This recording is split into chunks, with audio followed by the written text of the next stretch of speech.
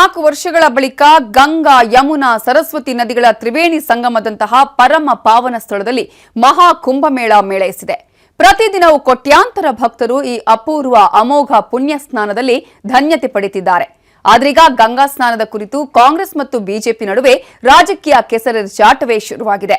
ಗಂಗಾ ಸ್ನಾನದ ಬಗ್ಗೆ ಮಲ್ಲಿಕಾರ್ಜುನ ಖರ್ಗೆ ಆಡಿದ ಒಂದು ಮಾತು ಈಗ ರಾಷ್ಟ್ರ ರಾಜಕಾರಣದಲ್ಲಿ ಭಾರೀ ಸಂಚಲನವನ್ನೇ ಉಂಟು ಮಾಡಿದೆ.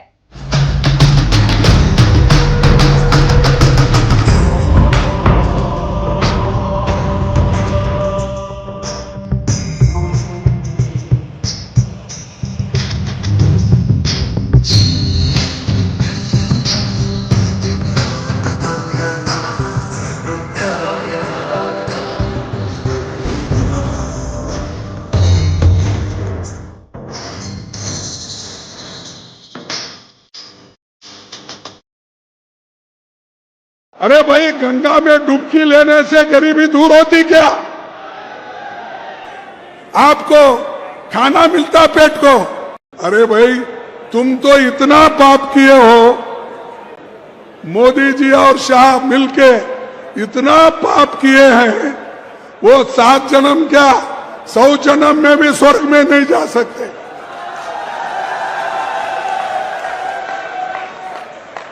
कभी नहीं. इनको मिलेगा लोगों के शाप से नरकी मिलेगा.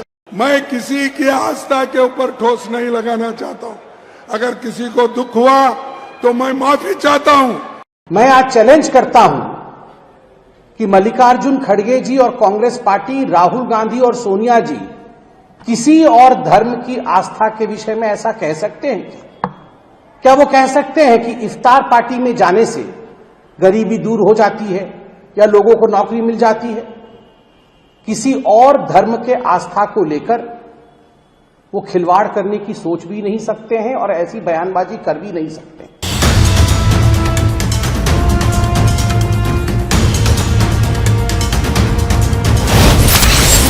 ಸ್ವರ್ಗ ನರಕ ಗಂಗಾ ಸ್ನಾನದ ಹೇಳಿಕೆಗೆ ಬಿಜೆಪಿ ಲೀಡರ್ಸ್ ನಿಗಿ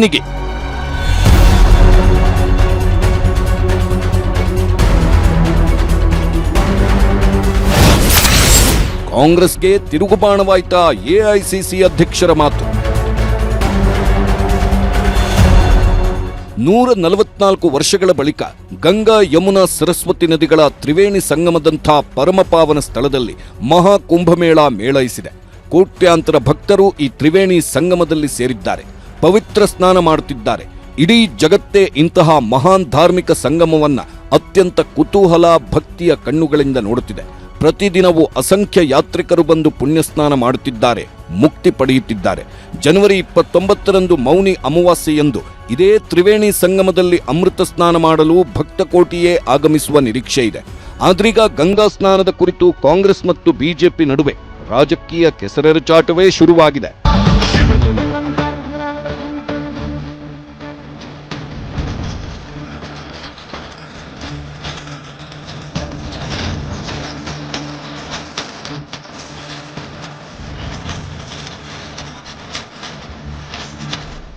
अरे भाई, गंगा में डुबकी लेने से गरीबी दूर होती क्या? आपको खाना मिलता पेट को? ಗಂಗಾ ಸ್ನಾನದಿಂದ ಬಡತನಕ್ಕೆ ಮುಕ್ತಿ ಸಿಗುತ್ತಾ?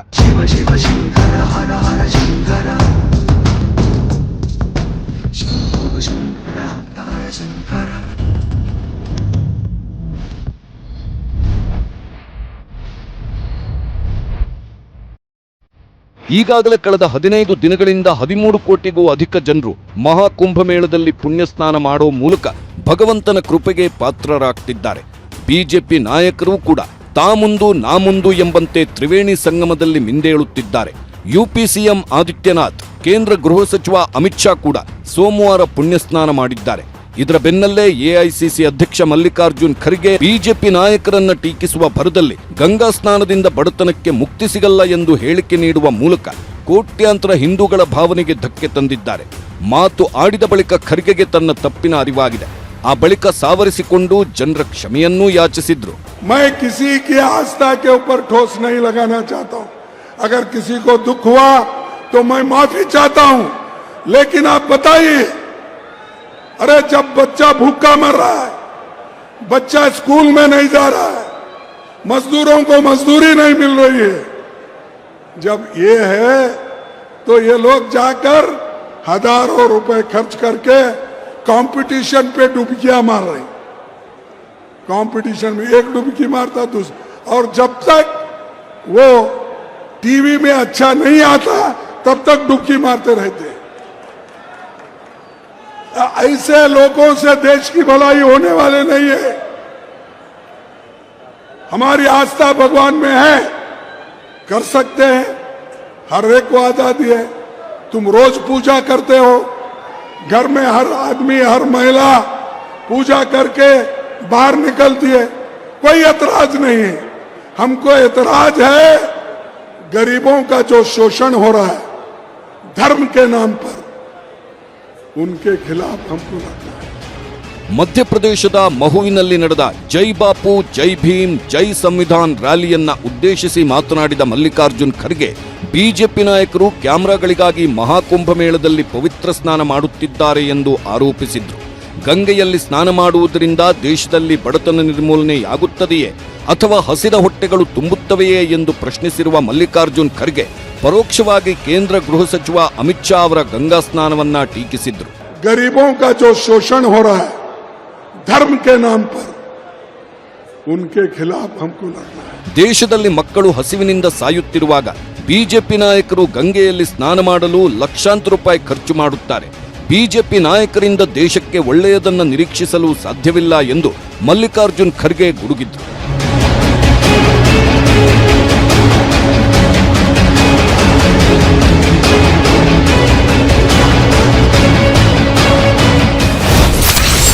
ಮಲ್ಲಿಕಾರ್ಜುನ್ ಖರ್ಗೆ ಹೇಳಿಕೆಗೆ ಬಿಜೆಪಿ ನಿಗಿನಿಗಿ. ಗಂಗಾ ಸ್ನಾನದಿಂದ ದೇಶದ ಬಡತನ ನಿವಾರಣೆಯಾಗುವುದಿಲ್ಲ ಎಂಬ ಖರ್ಗೆ ಹೇಳಿಕೆಗೆ ಎಲ್ಲೆಡೆ ಆಕ್ರೋಶ ವ್ಯಕ್ತವಾಗಿದೆ. ಬಿಜೆಪಿ ನಾಯಕರು ಕೆಂಡಾಮಂಡಲರಾಗಿದ್ದಾರೆ. ಕಾಂಗ್ರೆಸ್ ನಾಯಕರು ಇಫ್ತಾರ್ ಕೂಟ ಮಾಡುವುದರಿಂದ ದೇಶದ ಶ್ರೀಮಂತಿಕೆ ಹೆಚ್ಚುತ್ತದೆಯೇ ಎಂದು ಪ್ರಶ್ನಿಸುವ ಮೂಲಕ ತಿರುಗೇಟು ನೀಡಿದ್ದಾರೆ. ಕಾಂಗ್ರೆಸ್ ಅಧ್ಯಕ್ಷ ಕೋಟ್ಯಾಂತರ ಹಿಂದೂಗಳ ಭಾವನೆಗೆ ಧಕ್ಕೆ ತಂದಿದ್ದಾರೆ ಎಂದು ಬಿಜೆಪಿ ಆರೋಪಿಸಿದೆ. मैं आज चैलेंज करता हूं कि मल्लिकार्जुन खड़गे जी और कांग्रेस पार्टी, राहुल गांधी और सोनिया जी किसी और धर्म की आस्था के विषय में ऐसा कह सकते हैं? क्या वो कह सकते हैं कि इफ्तार पार्टी में जाने से गरीबी दूर हो जाती है या लोगों को नौकरी मिल जाती है? किसी और धर्म के आस्था को लेकर वो खिलवाड़ करने की सोच भी नहीं सकते हैं और ऐसी बयानबाजी कर भी नहीं सकते हैं. ಕಾಂಗ್ರೆಸ್ಗೆ ಸನಾತನ ಧರ್ಮವೆಂದರೆ ಅಲರ್ಜಿ. ಹಿಂದೂಗಳ ಬಗ್ಗೆ ಹೊಂದಿರುವ ದ್ವೇಷದ ಮನೋಭಾವನೆಯಾಗಿದೆ. ಪುಣ್ಯ ಸ್ನಾನದಿಂದ ಬಡತನ ನಿವಾರಣೆಯಾಗುವುದಿಲ್ಲ ಎನ್ನುವುದಾದರೆ ಇಫ್ತಾರ್ ಕೂಟದಲ್ಲಿ ಪಾಲ್ಗೊಳ್ಳುವುದರಿಂದ ಬಡತನ ಕೊನೆಗೊಳ್ಳುವುದೇ ಎಂದು ಬಿಜೆಪಿ ಖಾರವಾಗಿ ಪ್ರಶ್ನಿಸಿದೆ. ಕೇಂದ್ರ ಸಚಿವ ದಲಿತ ನಾಯಕ ರಾಮದಾಸ್ ಅಠಾವಳೆ ಕೂಡ ಖರ್ಗೆ ಹೇಳಿಕೆಗೆ ಆಕ್ರೋಶ ವ್ಯಕ್ತಪಡಿಸಿದ್ದಾರೆ. टिप्पणी करना ठीक नहीं है. मतलब बाबा साहब अम्बेडकर जी का संविधान सभी को न्याय देने की बात करता है, सभी धर्म का आदर करता है, और 144 के वर्ष के बाद एक बड़ा मतलब महाकुंभ आया है, तो मतलब एक परंपरा है. मतलब कुंभ में मतलब नदी में डुबकी मारने का या मारने का मतलब एक परंपरा है. तो उसके मुताबिक मुझे लगता है कि वहाँ जो भी मतलब मल्लिकार्जुन खड़गे ने बयान दिया है बहुत बड़ा निषेधार्थ है, और ये मतलब हिंदू धर्म का बहुत बड़ा अपमान है, और ऐसा अपमान करना मतलब उनको ठीक नहीं, अपमान करना ठीक नहीं है, और मल्लिकार्जुन खड़गे जी के बयान का हम स्वीकार करते हैं, और इसी तरह का बयान उन्हें नहीं देना चाहिए, ऐसा मुझे लगता है. ಮಹಾಕುಂಭಮೇಳದಲ್ಲಿ ಅಮಿತ್ ಶಾ ಪುಣ್ಯಸ್ನಾನ. ಸೋಮವಾರ ಪ್ರಯಾಗ್ರಾಜ್ನ ಮಹಾಕುಂಭಮೇಳಕ್ಕೆ ತೆರಳಿದ್ದ ಕೇಂದ್ರ ಸಚಿವ ಅಮಿತ್ ಶಾ ಪವಿತ್ರ ಸ್ನಾನ ಮಾಡಿದ್ರು. ಅಮಿತ್ ಶಾ ಅವರ ಮೊಮ್ಮಗನಿಗೆ ನಾಗಾ ಸಾಧುಗಳು ಆಶೀರ್ವದಿಸಿದ ಫೋಟೋಗಳು ಕೂಡ ವೈರಲ್ ಆಗಿತ್ತು. ಉತ್ತರ ಪ್ರದೇಶ ಸಿಎಂ ಯೋಗಿ ಆದಿತ್ಯನಾಥ್, ಪುತ್ರ ಐಸಿಸಿ ಅಧ್ಯಕ್ಷ ಜೈ ಶಾ ಹಾಗೂ ಕುಟುಂಬಸ್ಥರ ಜೊತೆ ಆಗಮಿಸಿದ ಅಮಿತ್ ಶಾ ಅವರು ತ್ರಿವೇಣಿ ಸಂಗಮದಲ್ಲಿ ವಿಶೇಷ ಪೂಜೆ ಸಲ್ಲಿಸಿದ್ರು.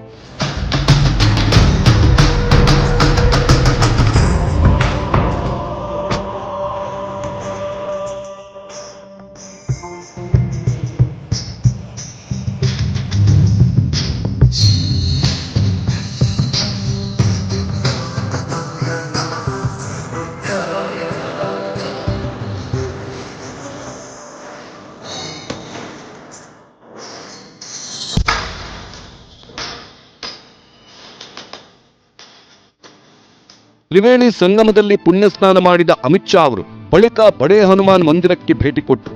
ನಂತರ ಅಕ್ಷಯವಟ್ ಪಾಟಲಾಪುರಿ ಮಂದಿರದಲ್ಲಿ ಅಖಾಡದ ಮುಖ್ಯಸ್ಥರು ಸಾಧುಗಳೊಂದಿಗೆ ಭೋಜನ ಸವಿದ್ರು. ಪ್ರಯಾಗ್ರಾಜ್ ಮಹಾಕುಂಭಮೇಳದಲ್ಲಿ ಅಮಿತ್ ಶಾ ಕುಟುಂಬಸ್ಥರಿಗೆ ಅಖಾಡದ ಸ್ವಾಮೀಜಿಗಳು ಆಶೀರ್ವಾದ ಮಾಡಿದ್ರು. ಇದೇ ಸಂದರ್ಭದಲ್ಲಿ ಅಮಿತ್ ಶಾ ಪುತ್ರ ಐಸಿಸಿ ಅಧ್ಯಕ್ಷ ಜೈ ಶಾ ಅವರ ಮಗನಿಗೆ ಕುಂಭಮೇಳದಲ್ಲಿದ್ದ ಸ್ವಾಮೀಜಿಗಳು ವಿಶೇಷ ಆಶೀರ್ವಾದ ಮಾಡಿದ್ರು.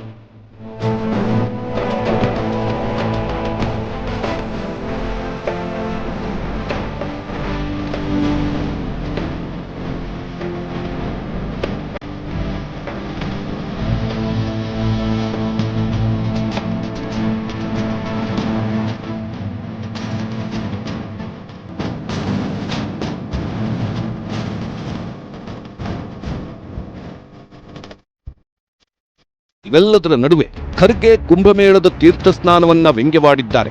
ಖರ್ಗೆ ಹೀಗೆ ಹಿಂದೂಗಳ ನಂಬಿಕೆಯನ್ನ ವಿಡಂಬಿಸುತ್ತಿರುವಾಗ ವೇದಿಕೆಯಲ್ಲೇ ಕುಳಿತಿದ್ರು ರಾಹುಲ್ ಗಾಂಧಿ.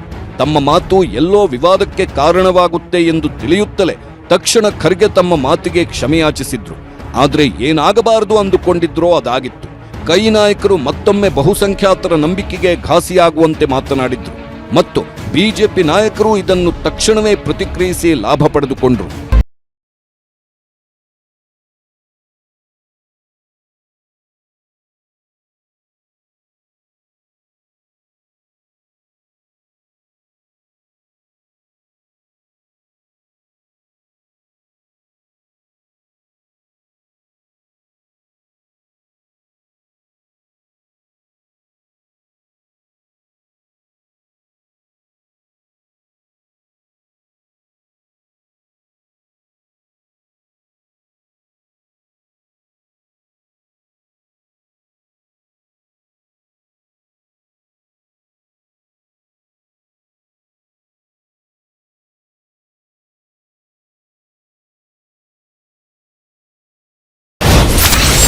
ಹಿಂದೂಗಳ ಆಚರಣೆಯೇ ಟಾರ್ಗೆಟ್ ಯಾಕೆ?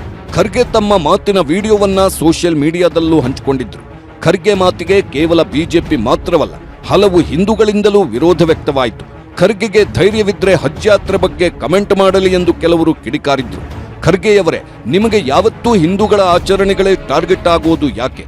ನೀವು ಯಾಕೆ ಹಜ್ ಯಾತ್ರೆ ಬಗ್ಗೆ ಕಮೆಂಟ್ ಮಾಡಲ್ಲ? ಹಜ್ ಯಾತ್ರೆ ಮಾಡೋದ್ರಿಂದ ಬಡತನ ನಿವಾರಣೆ ಆಗ್ತದಾ ಎಂದು ಒಬ್ಬರು ಪ್ರಶ್ನೆ ಮಾಡಿದ್ದಾರೆ.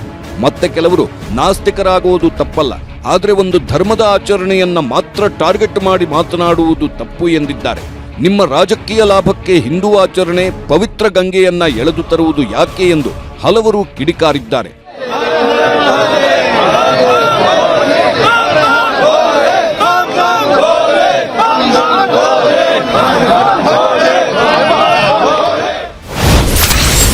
ಗಂಗಾ ಸ್ನಾನ ಮಾಡಿದ್ರೆ ಬಡತನ ನಿರ್ಮೂಲನೆಯಾಗುತ್ತಾ?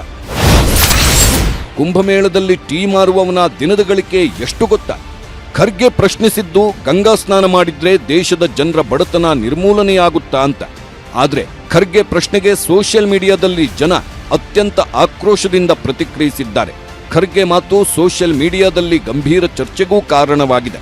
ಕೆಲವರಂತೂ ಕೋಟ್ಯಾಂತರ ಜನ ಸೇರುತ್ತಿರೋ ಕುಂಭಮೇಳದಲ್ಲಿ ನಡೆಯುತ್ತಿರೋ ಆರ್ಥಿಕ ಚಟುವಟಿಕೆಯ ಬಗ್ಗೆ ಅಂಕಿಅಂಶ ಸಮೇತ ಮಾತನಾಡಿದ್ದಾರೆ.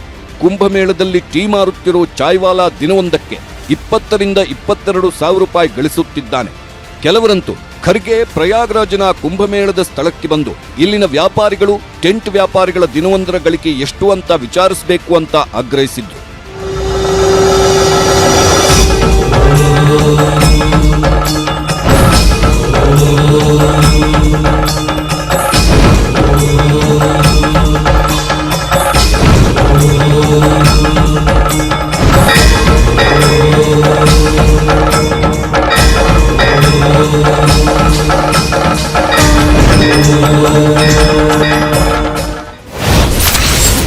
ಸೋನಿಯಾ ಜೆರುಸಲೆಂಗೆ ಹೋದ್ರೆ ಹೊಟ್ಟೆ ತುಂಬುತ್ತಾ?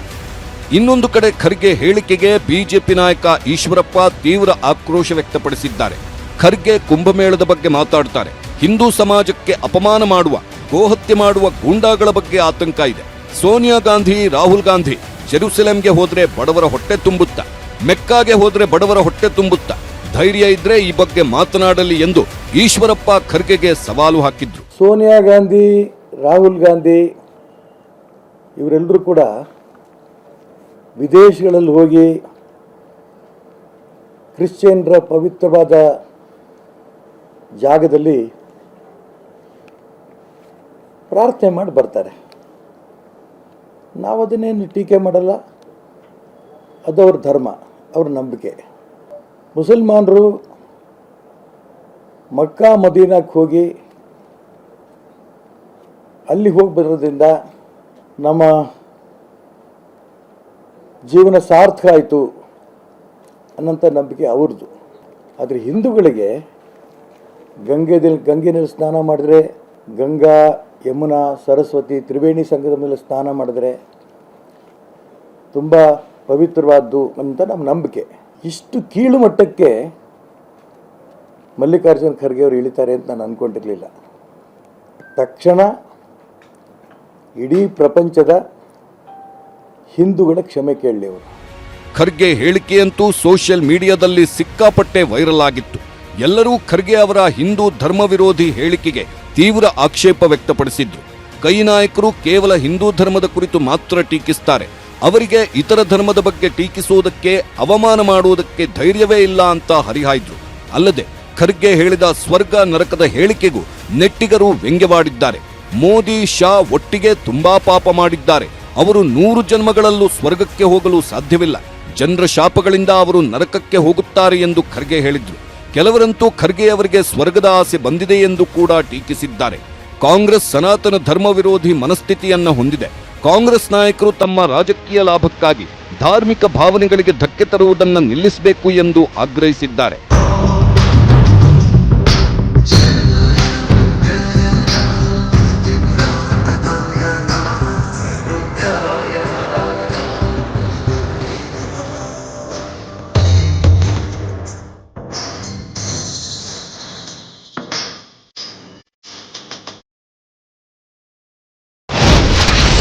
ಕುಂಭಮೇಳದಲ್ಲಿ ಮಿಂದೆದ್ದ ಅಖಿಲೇಶ್ ಯಾದವ್.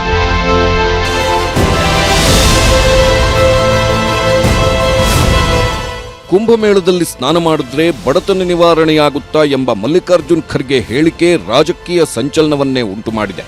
ಈ ನಡುವೆ ಇಂಡಿಯಾ ಒಕ್ಕೂಟದಲ್ಲಿ ಗುರುತಿಸಿಕೊಂಡಿರೋ ಅಖಿಲೇಶ್ ಯಾದವ್ ಕೂಡ ತ್ರಿವೇಣಿ ಸಂಗಮದಲ್ಲಿ ಪುಣ್ಯ ಸ್ನಾನ ಮಾಡಿದ್ದಾರೆ.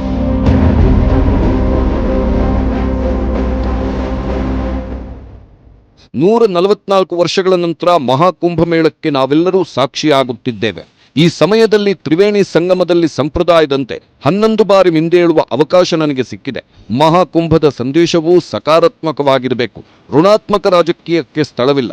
ಸಾಮರಸ್ಯ, ಸದ್ಭಾವನೆ ಹಾಗೂ ಸಹಿಷ್ಣುತೆಯಿಂದ ಎಲ್ಲರೂ ಮುನ್ನಡೆಯಬೇಕೆಂದು ದೇವರಲ್ಲಿ ಪ್ರಾರ್ಥಿಸುತ್ತೇನೆ ಎಂದು ಅಖಿಲೇಶ್ ಇದೇ ವೇಳೆ ಹೇಳಿದರು. ಅಖಿಲೇಶ್ ಯಾದವ್ 2019ರಲ್ಲಿ ಪ್ರಯಾಗ್ರಾಜ್ನಲ್ಲಿ ನಡೆದ ಅರ್ಧ ಕುಂಭಮೇಳದಲ್ಲೂ ಪುಣ್ಯ ಸ್ನಾನ ಮಾಡಿದ್ರು. ಇತ್ತೀಚೆಗೆ ಮಕರ ಸಂಕ್ರಾಂತಿ ಸಂದರ್ಭ ಹರಿದ್ವಾರದಲ್ಲಿ ಗಂಗಾ ನದಿಯಲ್ಲಿ ತೀರ್ಥ ಸ್ನಾನ ಮಾಡಿದ್ರು.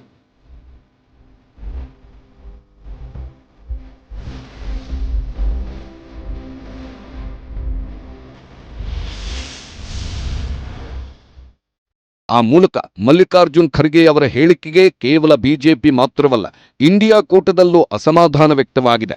ಇದೀಗ ಖರ್ಗೆ ಹೇಳಿಕೆಯಿಂದ ದೆಹಲಿ ವಿಧಾನಸಭೆ ಚುನಾವಣೆ ಮತ್ತು ಮಿಲ್ಕಿಪುರ ಉಪಚುನಾವಣೆ ಮೇಲೆ ಪರಿಣಾಮ ಬೀರುವ ಆತಂಕವೂ ಎದುರಾಗಿದೆ.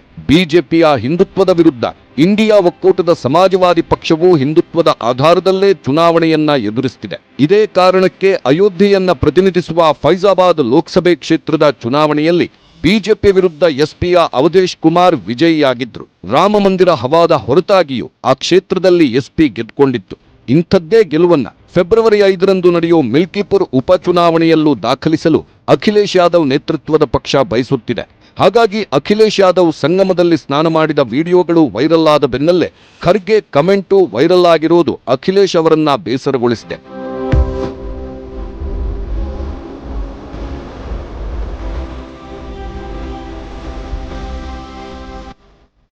ಅಲ್ಲದೆ ತೃಣಮೂಲ ಕಾಂಗ್ರೆಸ್ ನಾಯಕ ಡೆರೆಕ್ ಓಬ್ರಿಯಾನ್, ಉತ್ತರ ಪ್ರದೇಶದ ಹಲವು ಕಾಂಗ್ರೆಸ್ ನಾಯಕರು, ವಿಪಕ್ಷ ನಾಯಕರು ಮಹಾಕುಂಭಮೇಳದಲ್ಲಿ ಭಾಗವಹಿಸಿದ್ದಾರೆ. ಅಲ್ಲದೆ ರಾಜ್ಯದಿಂದ ಸ್ಪೀಕರ್ ಯುಟಿ ಖಾದರ್ ಕೂಡ ಕುಂಭಮೇಳದಲ್ಲಿ ಇತ್ತೀಚೆಗೆ ಭಾಗವಹಿಸಿ ವಾಪಸ್ಸಾಗಿದ್ರು. ವಿಶೇಷವೆಂದರೆ 2001ರಲ್ಲಿ ಖುದ್ದು ಸೋನಿಯಾ ಗಾಂಧಿ ಅವರೇ ಕುಂಭಮೇಳದಲ್ಲಿ ಭಾಗವಹಿಸಿದ್ರು.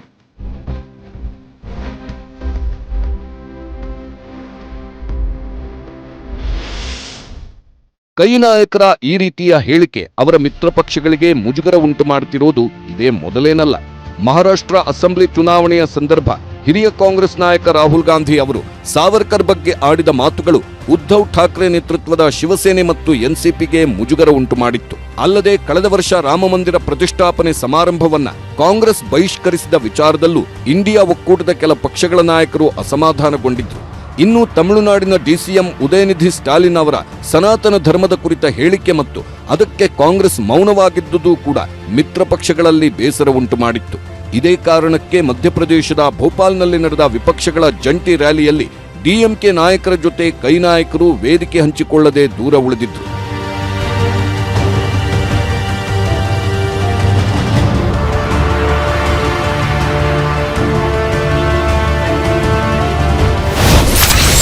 ಖರ್ಗೆ ವಿರುದ್ಧ ದಾಖಲಾಯಿತು ಕೇಸ್. ಇನ್ನೊಂದು ಕಡೆ ಮಲ್ಲಿಕಾರ್ಜುನ್ ಖರ್ಗೆಗೆ ಸಂಕಷ್ಟವೊಂದು ಎದುರಾಗಿದೆ. ಖರ್ಗೆ ವಿರುದ್ಧ ಬಿಹಾರದ ಮುಜಾಫರ್ಪುರ್ ಕೋರ್ಟ್ನಲ್ಲಿ ಮಾನನಷ್ಟ ಮೊಕದ್ದಮೆ ದಾಖಲಾಗಿದೆ. ಹಿಂದೂಗಳ ನಂಬಿಕೆಯ ವಿರುದ್ಧ ಮಾತನಾಡಿದ ಆರೋಪ ಹೊರಿಸಿ ಕೇಸ್ ದಾಖಲಾಗಿದೆ. ಫೆಬ್ರವರಿ 3ರಂದು ಈ ಅರ್ಜಿಯ ವಿಚಾರಣೆಯೂ ನಿಗದಿಯಾಗಿದೆ. ಬಹಿರಂಗ ಸಮಾವೇಶದಲ್ಲಿ ಗಂಗಾ ಮಾತೆಯನ್ನ ನಿಂದಿಸುವ ಮೂಲಕ ಹಿಂದೂಗಳ ನಂಬಿಕೆಗೆ ಘಾಸಿ ಉಂಟು ಮಾಡಿದ್ದಾರೆ. ಹಿಂದೂ ಸಮಾಜವನ್ನ ಅವಮಾನಿಸಿದಂತಾಗಿದೆ. ಹಾಗಾಗಿ ಬಿಎನ್ಎಸ್ 353, 298, 302 ಅಡಿ ಕೇಸ್ ದಾಖಲಿಸಲಾಗಿದೆ ಎಂದು ಅರ್ಜಿದಾರ ಸುಧೀರ್ ಕುಮಾರ್ ಓಜಾ ತಿಳಿಸಿದ್ದಾರೆ. ಒಟ್ಟಾರೆ 144 ವರ್ಷಗಳ ಬಳಿಕ ಬಂದಿರುವ ಈ ಪುಣ್ಯದ ಕಾರ್ಯದಲ್ಲಿ ರಾಜಕೀಯ ಮೇಲಾಟಗಳು ನಡೆಯುತ್ತಿರೋದು ನಿಜಕ್ಕೂ ಬೇಸರದ ಸಂಗತಿ.